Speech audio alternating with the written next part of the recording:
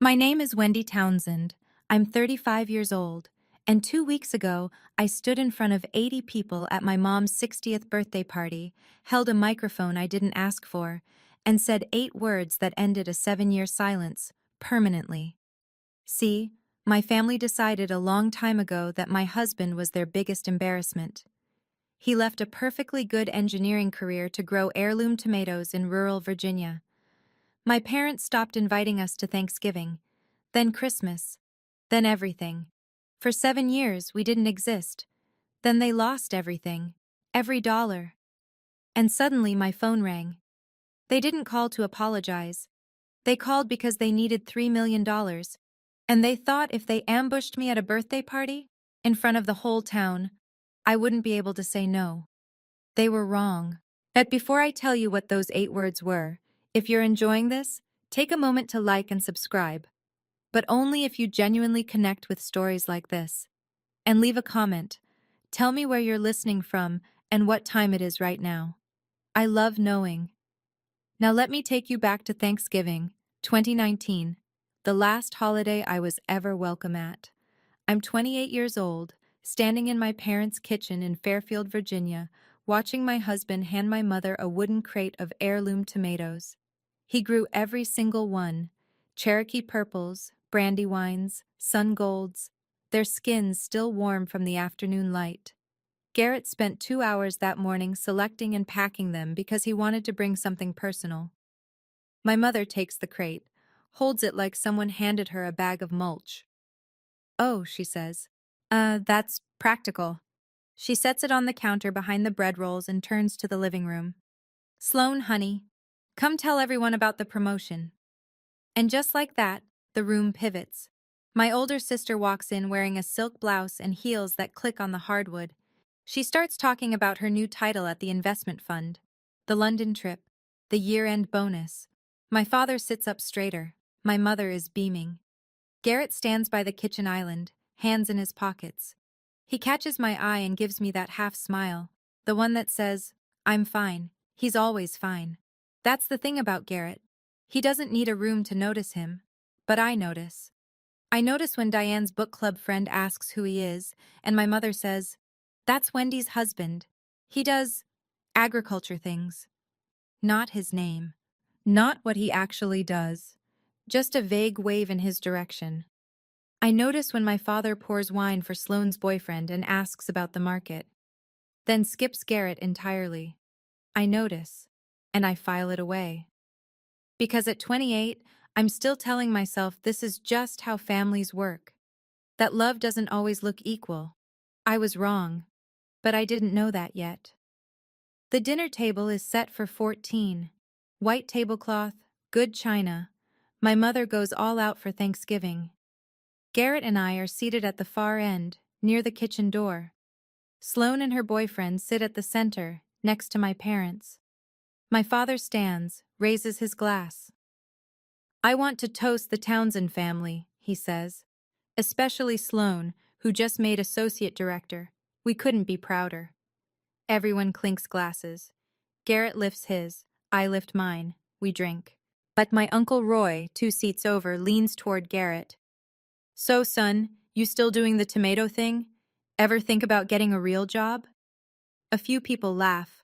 My mother covers her mouth, but her shoulders shake. Sloane catches her boyfriend's eye and smirks. Garrett sets down his fork. "The tomatoes are doing well, sir." That's it. No defense, no explanation. He just goes back to his mashed potatoes. After dinner, my mother pulls me into the kitchen, closes the door.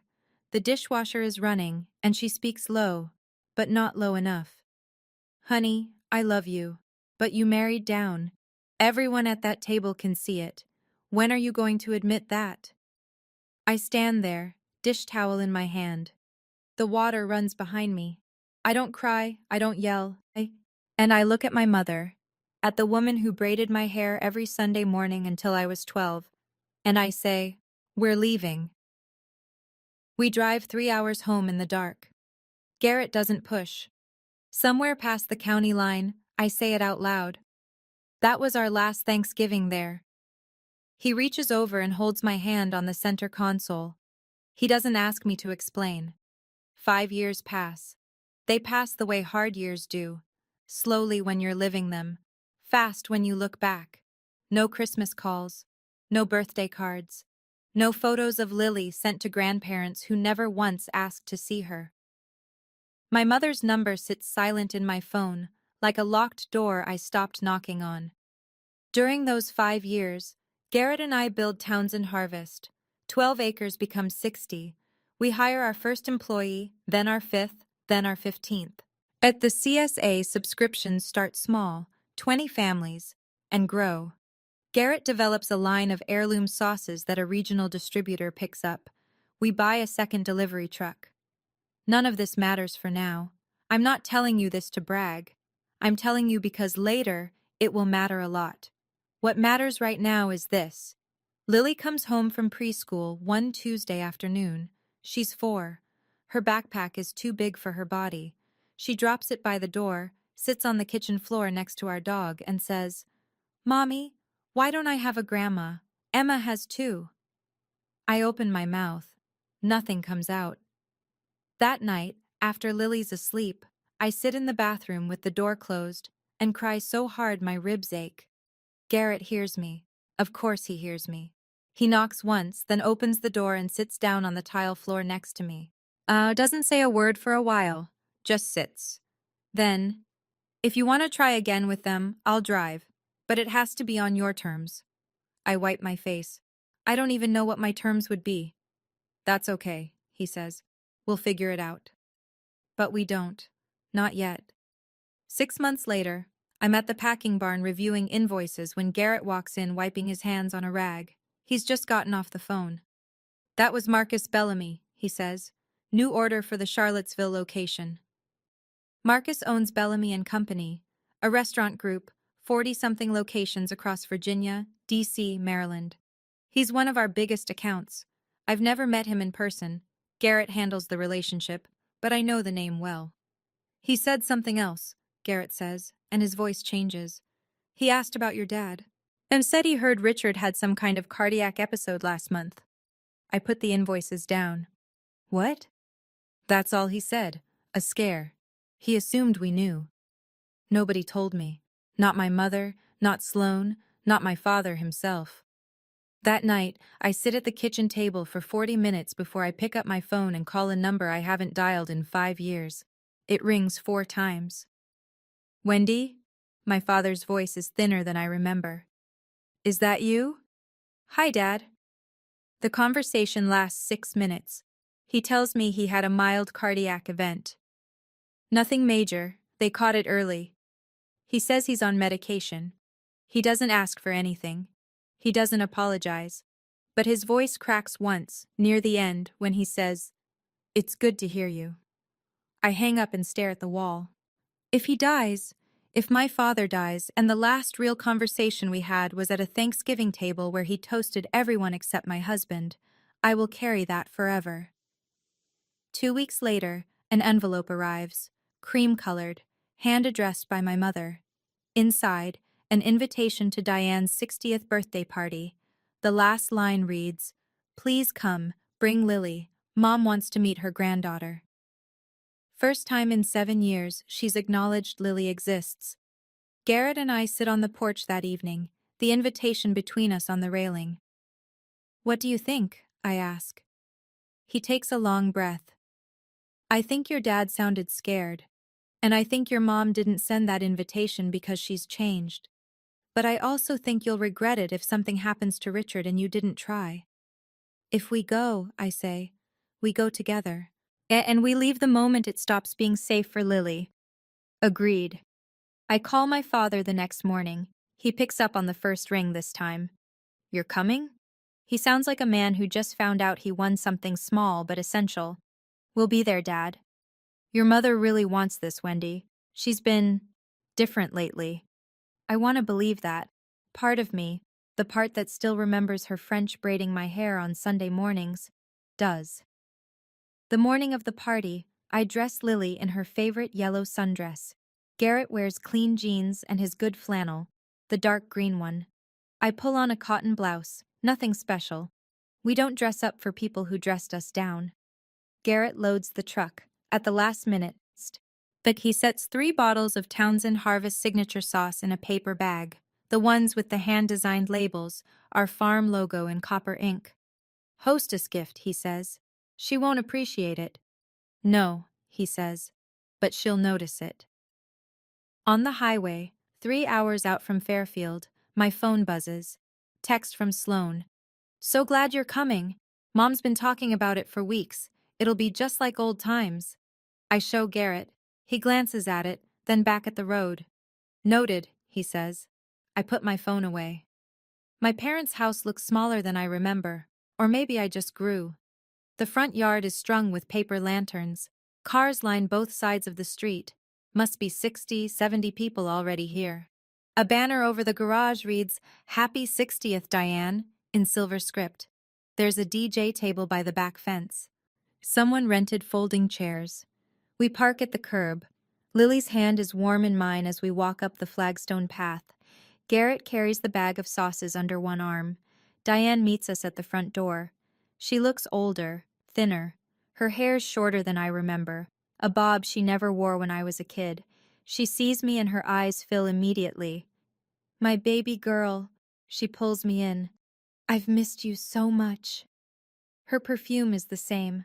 Estee Lauder, something floral. For 3 seconds, I'm 12 again. Then she lifts Lily up, turns toward the living room, and raises her voice. Everyone, this is my granddaughter Lily. Isn't she beautiful? Applause. Laughter. A room full of people who've never seen my daughter clapping like they've been waiting. Lily looks at me, confused. Garrett shakes my father's hand at the door. Richard grips it with both hands. His eyes are red.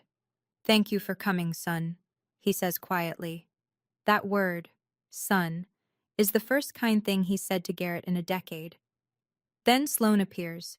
Hair blown out, dress that probably cost more than our truck payment.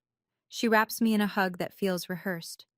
You look so rustic, she says. I love it. I smile because Lily is watching. Thanks, Sloan. Inside I notice things. The oil painting over the mantel, gone. The mahogany dining table replaced by a folding one. The silver candlesticks, the ones my grandmother left, absent. Something's wrong here. Something beyond a birthday party. The backyard is packed. 80 guests, maybe more. Neighbors I half recognize. My father's old colleagues from the firm, Diane's book club, her church friends, and scattered among them, cousins and aunts and uncles I haven't seen since 2019. Diane gathers everyone near the buffet table. She gives a short speech, how grateful she is, how family means everything, how this year has been a season of reflection. Then she turns and extends her hand toward me. I want everyone to know, my younger daughter Wendy is here tonight. We've had our differences, but a mother's love never dies. The crowd claps. I smile. Garrett stands behind me, scanning the room the way he scans a field before a storm. At the far end of the buffet table, I spot a man I don't recognize sitting next to Sloan. Mid-50s, silver hair, expensive watch. He's eating quietly, watching everything. I'll learn his name soon enough. 20 minutes later, Diane pulls me inside, into the kitchen. She closes the door. Her eyes are dry now. And the performance is over. Honey, I need to talk to you about something. She grips the counter edge. Your father and I are in trouble. Sloan's investment. It didn't work out. We need $3 million or we lose the house, the retirement fund, everything. $3 million. And you're telling me this now? At your birthday party?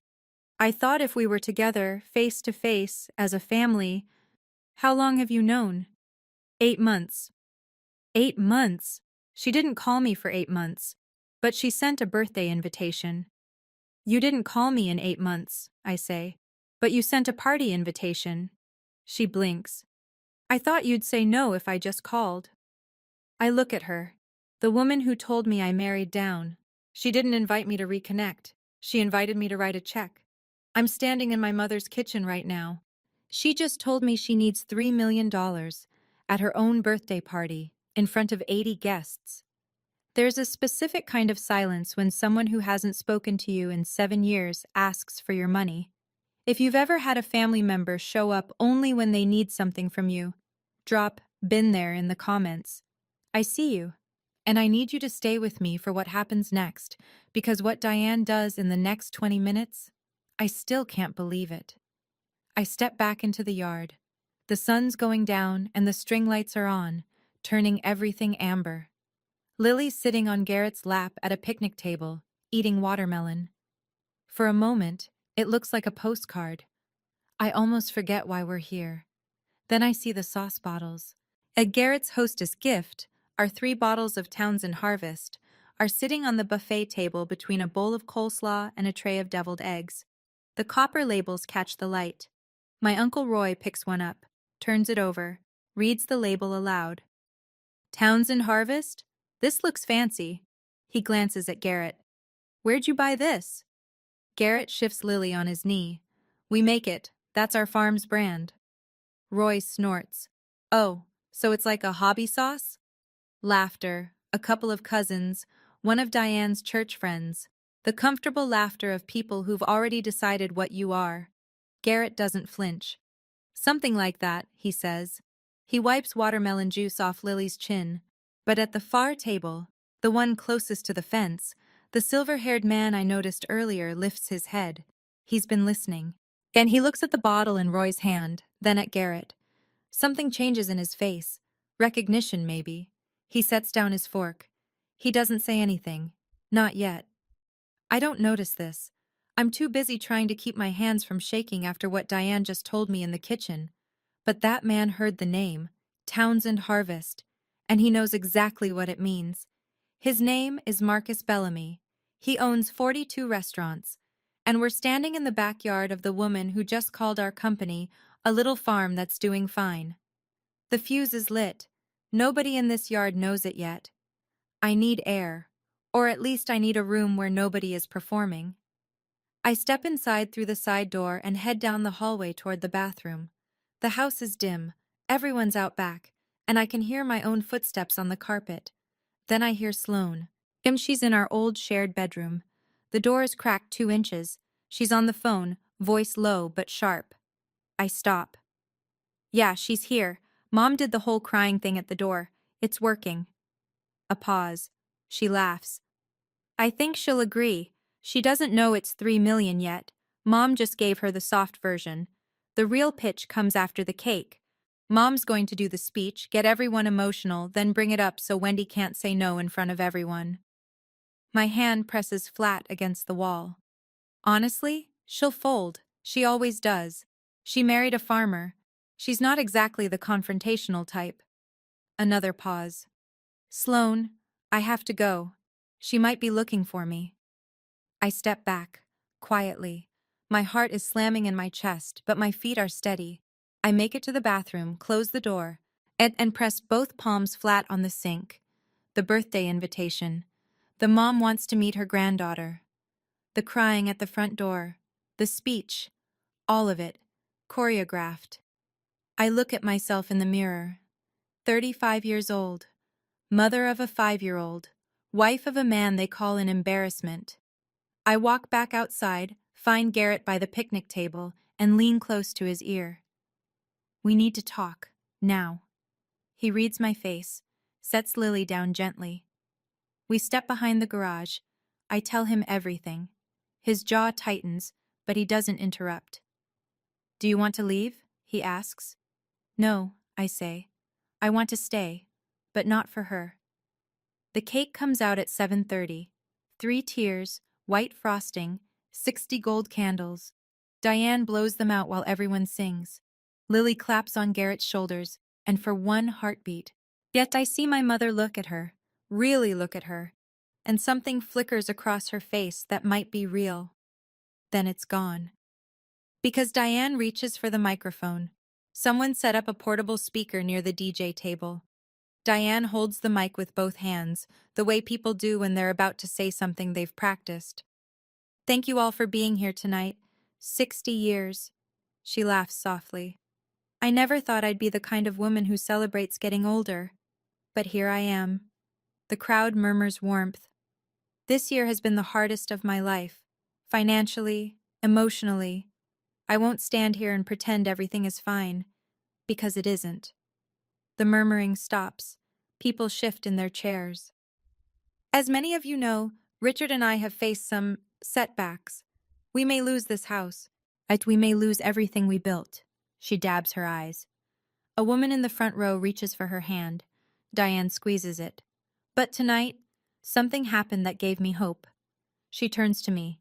My youngest daughter Wendy is here, after 7 years, with her husband and my beautiful granddaughter. Every face in the yard turns toward me. And I truly believe, that family takes care of family. The words land like a verdict. I feel 80 pairs of eyes, some sympathetic, some expectant, some already nodding. Diane stretches out her hand toward me. Wendy, sweetheart, would you come up here? Lily tugs on my sleeve. Mommy, Grandma wants you. Garrett's hand finds the small of my back, steady, waiting. I stand up. I walk toward my mother. The grass is soft under my shoes. The string lights hum above me. 80 people are watching. Diane pulls me into a hug the moment I reach her, the kind of hug that looks beautiful from the outside. She whispers against my ear, "Just go with it, honey, please."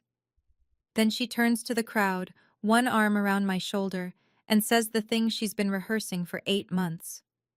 I want to be transparent with everyone here. Richard and I are facing a financial crisis. We may lose our home. Her voice trembles, perfectly. And I know that Wendy and Garrett have done well for themselves. They have a little farm that's doing fine. A little farm, doing fine.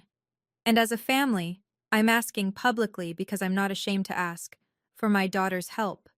Behind me, I hear Sloane's voice, bright and rehearsed. It's what family does, Wendy. A ripple through the crowd, heads nodding, as a woman near the buffet whispers to her husband, "That's so brave of Diane." Brave. My mother just ambushed me in front of 80 people. She scripted a tearful speech to publicly pressure her estranged daughter, the one she hasn't called in 7 years, into a $3 million bailout, and the room thinks she's brave. Sloane, from behind me again, "Come on, Wendy, don't be difficult, not tonight." The mic is still in Diane's hand. She holds it out to me, an invitation, a dare. I take it. I hold it for 3 seconds without speaking, long enough for the DJ to stop fidgeting, long enough for a baby across the yard to fall quiet, long enough for my father, sitting in a folding chair near the porch, to close his eyes. "Mom," I say. My voice is even. "Can I ask you something first? In front of everyone, since we're being transparent." Diane nods. She's smiling, the smile of someone who thinks she's already won. 7 years ago, at that Thanksgiving table, you told me I married down. You called my husband the family embarrassment. You banned us from every holiday, from Lily's first Christmas, from Dad's surgery. You didn't call once, not once, in 7 years. The smiling stops. Wendy, that was different. I was trying to. I'm not done. Silence. Even the cicadas pause. 8 months ago, you found out you were in financial trouble. You still didn't call, but you sent a birthday invitation, and you planned a speech. I turn and look at Sloane. She's standing 3 steps behind Diane, arms crossed, chin lifted.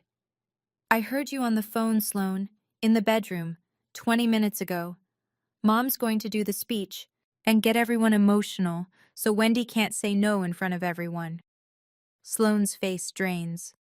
A gasp from somewhere near the buffet table. One of the church ladies covers her mouth.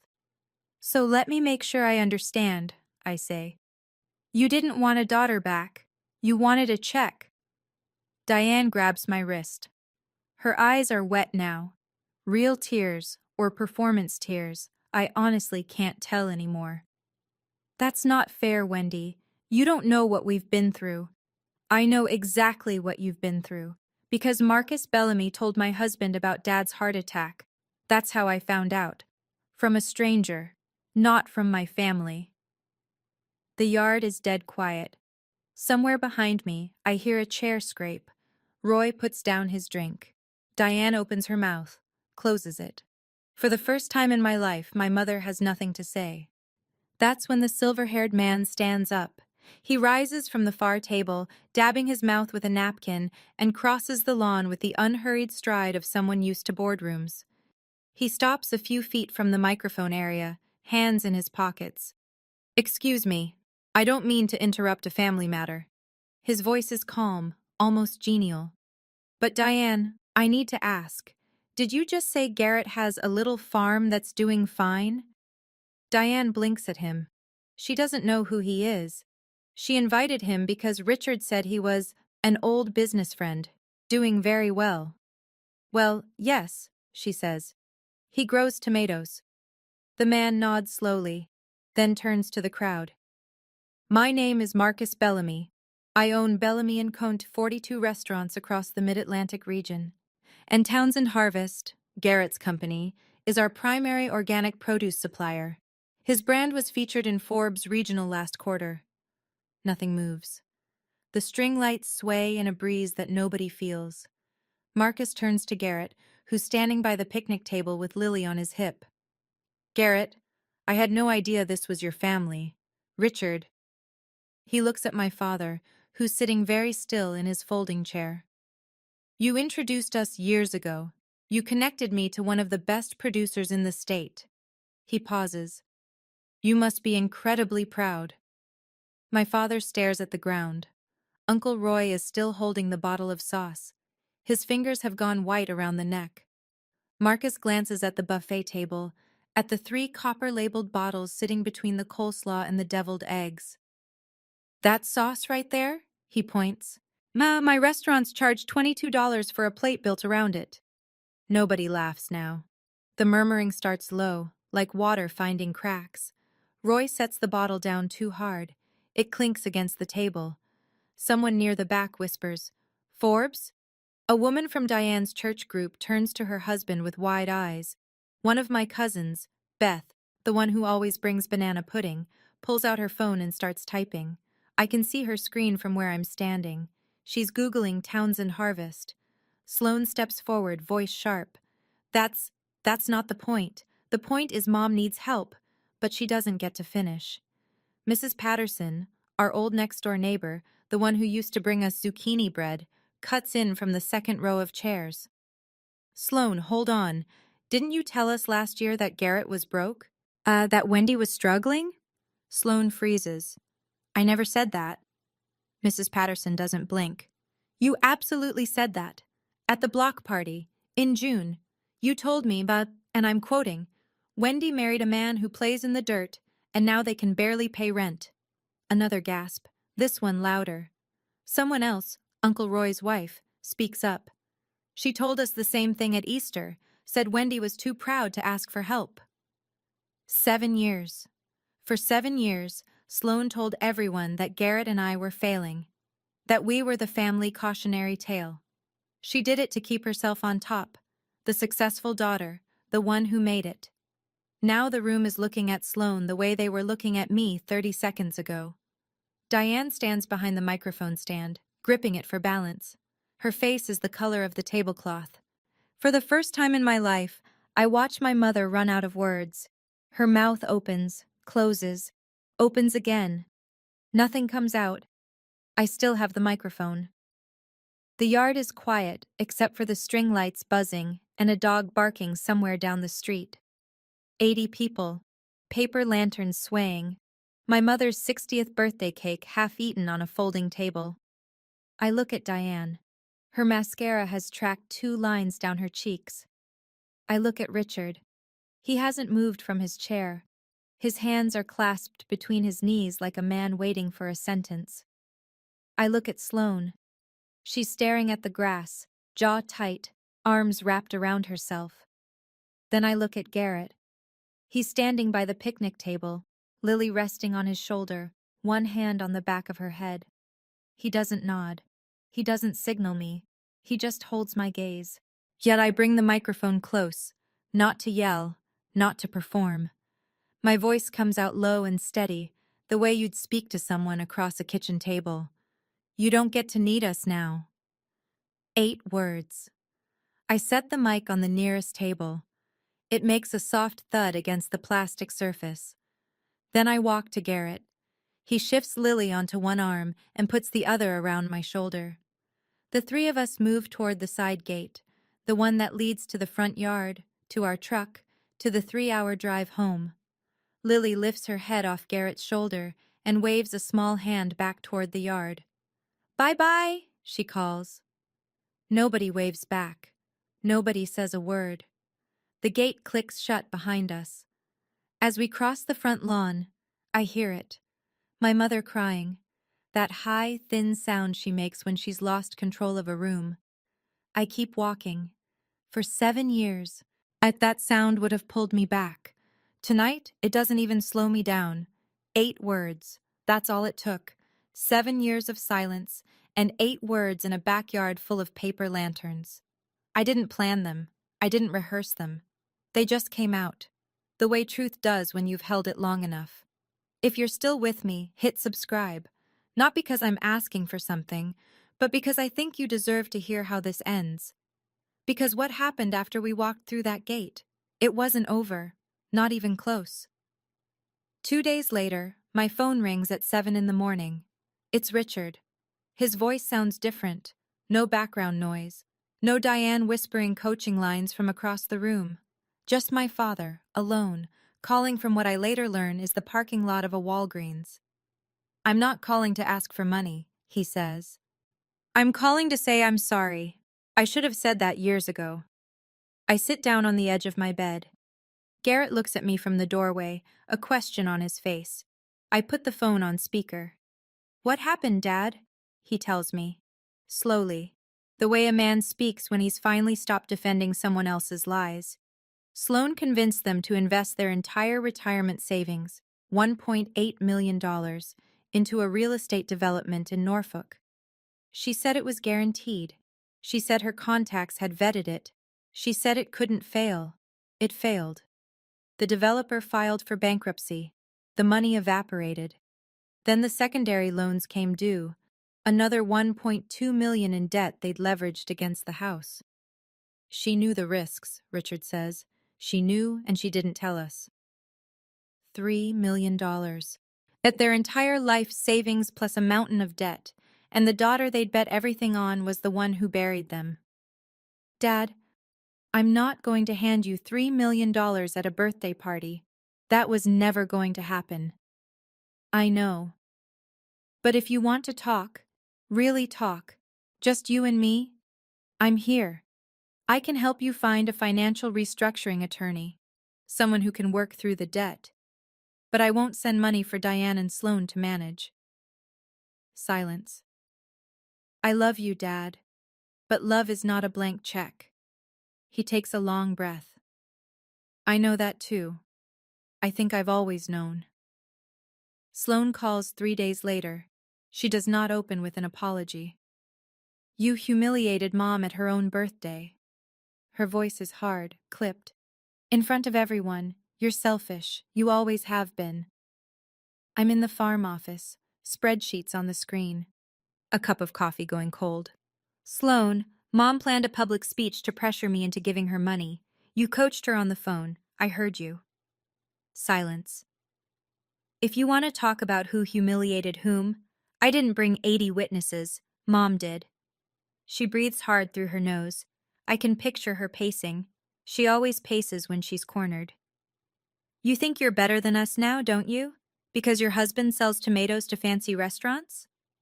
"I think I'm done being the person you call when the bill comes." She hangs up. 1 week later, an email arrives from Diane. 2 pages, single-spaced. I read every word. The highlights. "I've always been jealous of Sloan.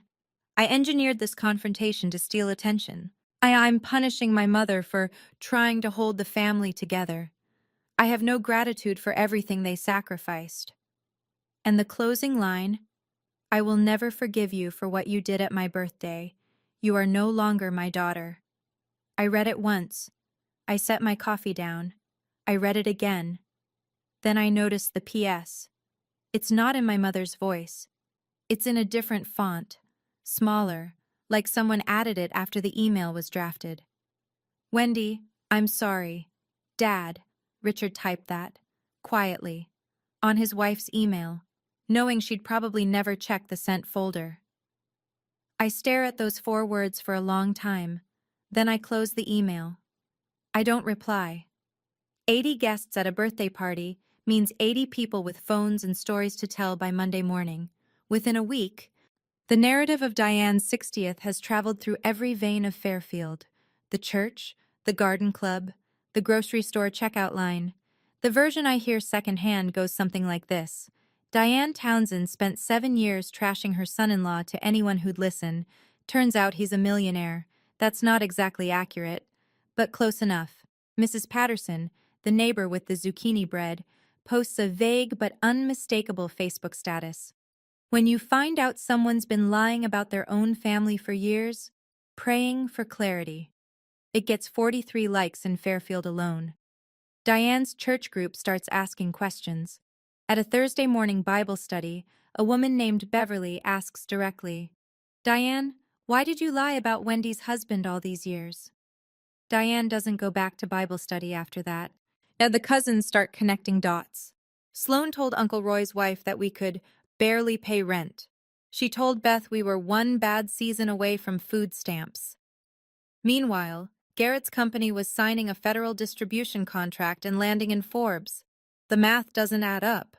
And when the math doesn't add up in a small Virginia community, people stop calling. Sloan's social circle contracts faster. She'd built a reputation as the accomplished daughter, the financial advisor, the one with the answers. Now people are Googling her fund's track record and finding nothing impressive. 2 former friends text her directly. "Did you really lose your parents' retirement savings?" She stops answering. The thing about a public lie is that it dies publicly too. And there's no speech that fixes that. No microphone that reaches far enough. 6 weeks after the party, my father calls to tell me they're selling the house. "We can't carry the mortgage anymore," he says. "Not with the debt. The attorney you recommended, she worked out a restructuring plan. We'll keep about 30% of the retirement account. The rest goes to creditors." They sell the house, the one with the flagstone path and the backyard where I used to catch fireflies, and move into a 2-bedroom condo near the interstate. It's clean, functional, small. Nothing like what they're used to. Sloan can't help. She's the one who created the crisis. The financial attorney I connected Richard with, a woman named Catherine Pryor, is thorough and fair. She gets the debt restructured, the interest rates lowered, and the predatory loan terms thrown out. Richard cooperates fully, and he shows up to every meeting, brings every document. Diane refuses to participate. "I don't need charity from my own daughter," she tells Richard, so he goes to the meetings alone. A month after they move in, Garrett loads a crate of produce into his truck and drives it to the condo. No card, no note, just tomatoes, peppers, herbs, and a jar of our best sauce. Richard calls that evening. His voice is thick. "Got the box," he says. "Tell Garrett thank you." "Tell him yourself, Dad. He'd like that." A long pause. Then, "Maybe I will." The next Sunday, Richard calls Garrett directly. It's a short conversation: weather, the farm, Lily's preschool drawings. Garrett tells me about it afterward, standing in the doorway of the packing barn. "Your dad said something," Garrett tells me. "I should have stood up for you. I told him it's not too late." I look at my husband, at the man they called an embarrassment. "Is it?" I ask. "For your dad?" "I think so." "Yeah." Marcus Bellamy calls the following week. He wants to expand our contract. "After that party," he says, "I did some thinking. I've known a lot of growers, Garrett, but I've never met one whose own family didn't know what he'd built. That tells me you weren't building for applause. You were building because it's who you are." He pauses. "I want Townsend Harvest in all 42 locations, full produce line, including the sauces, year-round contract." Garrett covers the phone with his hand and looks at me across the office. His eyes are wide. I nod. We'd be honored, Marcus. One more thing, Marcus says. Tell Wendy that the Brandywine batch this quarter was your best yet. I smile at that. First real smile in weeks. Other calls come in, slow, tentative. A cousin emails, "Hey Wendy, I owe Garrett an apology. I had no idea." I respond, "Thank you, we appreciate that." Polite, not warm, not cold, just honest. Uncle Roy's wife sends a card to the farm. Inside she writes, "I repeated things I shouldn't have believed. I'm sorry." I put the card in my desk drawer. I don't write back, but I don't throw it away. Our social media following ticks up. Farm accounts, food bloggers, people who heard about us through the birthday party fallout. Garrett doesn't post about what happened. He just posts pictures of tomato rows and sunrise harvests. Same as always. The orders that month are the highest in the company's history. I don't believe in karma. I don't believe in revenge served cold or hot or any temperature, but I believe in something simpler. If you spend 7 years building instead of arguing, eventually the work speaks for itself. Garrett's tomatoes don't need a microphone. 4 months later, spring. I'm on the front porch with a cup of coffee that's still hot. The farm stretches out in front of me. Rows of new seedlings in black soil, the packing barn with its bay doors open, 2 trucks with our logo idling in the gravel lot. One of our guys waves from the greenhouse. I wave back. Garrett is in the garden with Lily. She's wearing rain boots 3 sizes too big and holding a watering can shaped like an elephant. He's crouched beside her, showing her how to pour close to the roots without flooding the seedbed. Like this. "Daddy?" Just like that, Lil. Perfect. The world is quiet. Not empty quiet. Full quiet. The kind of silence that comes after a long storm. Here's what I know now. Diane hasn't called. She may never call. Sloane moved to Raleigh, took a junior position at a real estate office. She deleted her social media. I haven't heard from her since the phone call. Richard calls every Sunday, short conversations. He asks about Lily, what she's drawing, what she's learning. He talks about his condo garden, small things. He never mentions Diane's name and I don't bring her up. I've set one condition. Richard can FaceTime Lily every Sunday. He can visit the farm twice a year. But Diane doesn't participate, not until she's ready to have a real conversation. Not a performance, not a script, a conversation. Some people think that's harsh, I tell Garrett one evening. He's cleaning tomato steaks on the porch, stacking them in a neat pile. Some people have never been excluded from their own family's holidays for 7 years, he says. Fair point. In May, I invite Richard to the farm. He drives down alone. 3 hours in a 10-year-old sedan he bought after selling the SUV. When he pulls up the gravel drive, Garrett and I are standing by the main barn. Lily's on Garrett's shoulders. Richard steps out slowly. He looks around. 60 acres of fields, green and ordered. The packing barn with its steel walls. 3 delivery trucks lined up bearing the Townsend Harvest logo. A crew of 6 unloading crates by the cold storage unit. The office building, small but real, with our name painted above the door. He stands in the gravel for a long time, just turning in a slow circle, taking it in. I didn't know, he says finally. His voice is hoarse. I didn't know it was all this. Garrett sets Lily down gently. You could have known, Richard. The door was always open. My father nods. He doesn't argue. He doesn't explain. Then Lily walks up to him. She's 5 and fearless and wearing a Townsend Harvest t-shirt 2 sizes too big. She looks up at this tall, tired man she's only seen on a phone screen. Are you my grandpa? Richard drops to one knee. His hands are shaking. Yeah, sweetheart. I'm your grandpa. Lily wraps her arms around his neck. He holds her so tightly his knuckles go white. His shoulders shake. I can see him crying from across the driveway, and I don't move toward them. This is their moment, not mine. Garrett comes and stands beside me. His hand finds mine. We watch my father hold his granddaughter for the first time in a field full of tomato plants. He wasted 7 years listening to the wrong voice. But here, in this moment, I see him hearing the right one. I didn't cut my family off because I'm angry.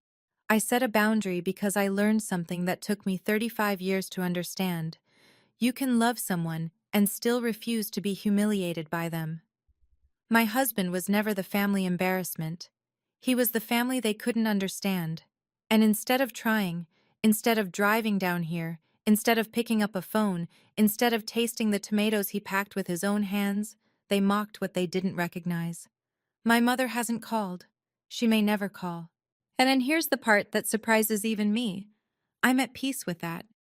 I spent years thinking something was wrong with me, that I married the wrong person, that I chose the wrong life, that if I'd just picked a man in a suit with a corner office, my mother would have kept braiding my hair on Sundays. But that's not how love works. Love doesn't come with conditions printed on the back. And the people who put them there aren't protecting you. They're controlling you.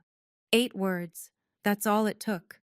Not because the words were powerful, but because 7 years of silence made them the only words I needed. If Diane ever calls, not to perform, not to script a reunion, but to actually say, I was wrong, I'll pick up. The line is open, the door isn't locked. But I'm done knocking on it. Until then, I'll be here, on this porch. Watching my husband teach my daughter that growing things from the dirt is not something to be ashamed of. It's something to be proud of. We grow tomatoes, and we're doing just fine. So that's my story. 8 words, 7 years, and one birthday party that changed everything. If this hit home for you, if you've ever been the one your family underestimated, I want you to do one thing. Drop a comment. Tell me your 8 words. The thing you wish you'd said, or the thing you finally did say. And if you want more stories like this, there's a playlist in the description with stories just like mine. Hit subscribe.